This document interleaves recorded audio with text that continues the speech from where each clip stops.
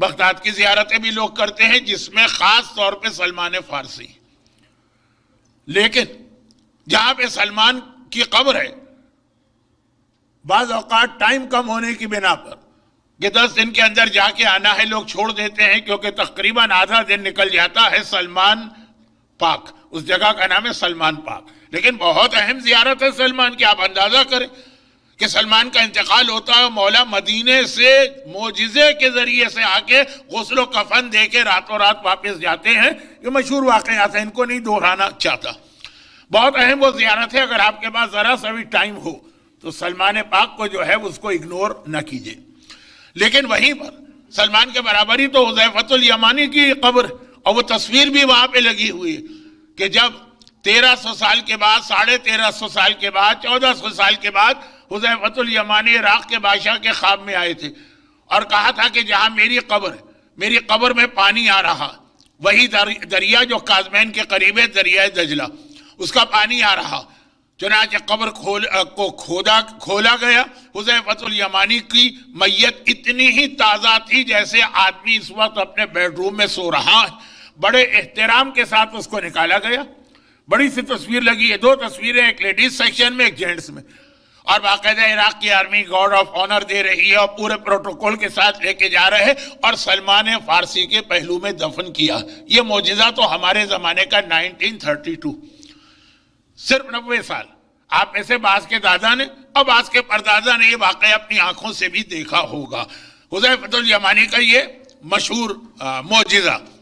البتہ یہ عرض کر دوں کیونکہ یہ شاید میری کل کی مجلس میں اشارتاً یہ بات آئے, ایک بات, اور وہ یہ ہے کہ خواب میں حذیفۃ الیمانی آ رہے ہیں اور وہ یہ شکایت کر رہے ہیں کہ میری قبر خراب ہو رہی ہے, یہاں سے میری میت کو نکالو. لیکن مومن اپنی مرضی سے دینی مسئلے میں فیصلہ نہیں کر سکتا. اس وقت کے مرجع سے آیت اللہ آغا ابو الحسن اصفہانی, باقاعدہ ان سے کانٹیکٹ کیا گیا. جب انہوں نے اجازت دی, فتویٰ دیا, تب یہ عمل کیا گیا.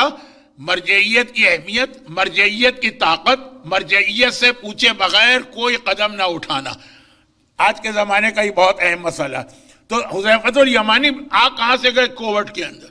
وہ سنیے, یہ بہت اہم صحابی تھے, میں ان کی اہمیت بتا رہا ہوں. لیکن اور اہل بیت کے بہت مخلص تھے. لیکن جب جنگ بدر ہوئی اس وقت یہ اپنے باپ کے ساتھ کسی کام سے مکے گئے ہوئے تھے. یہ مدینے کے تھے, اوریجنل مدینے کے باشندے تھے. مکے گئے ہوئے تھے کسی کام سے. ان کو خبر ملی کہ یہاں فوج تیار ہو رہی ہے ابو جہل کی قیادت میں. بدر آپ کو یاد ہے, بدر وہ ہے کہ اس وقت جس مظلوم امام کی شہادت کی تاریخیں ہیں, جب وہ دربار یزید میں پہنچا تو یزید نے کہا تھا آج میں نے اپنے بدر و احد کے بزرگوں کا انتقام لیا.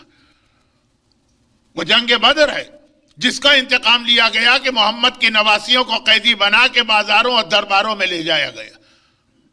اور آج جمعے کا دن بھی گزر گیا, لیکن ابھی جمعہ گزرا. آپ نے دعائے ندبہ پڑھی ہوگی.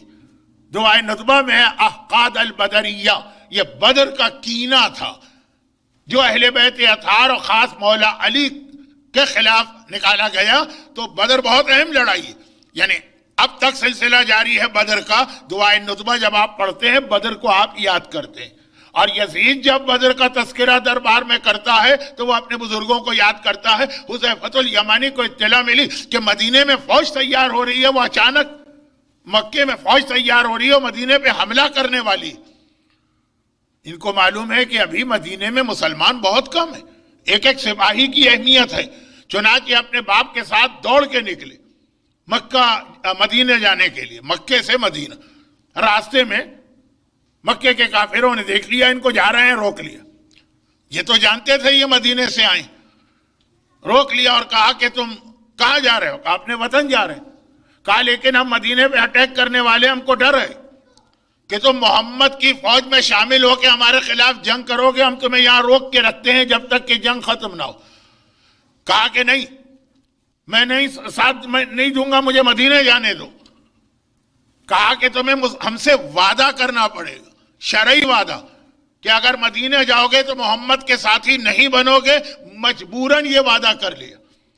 مدینے پہنچے، یا رسول اللہ اب وہاں مسلمانوں کی فوج نکلنے والی، 313 کی مختصر سی فوج، ایک ایک سپاہی کی اہمیت ہے. کہا یا رسول اللہ ہم سے یہ زبردستی وعدہ لیا گیا راستے میں، اگر ہم یہ وعدہ نہ کرتے تو وہ ہمیں آنے ہی نہیں دیتے، مدینہ روک کے رکھتے مکے میں.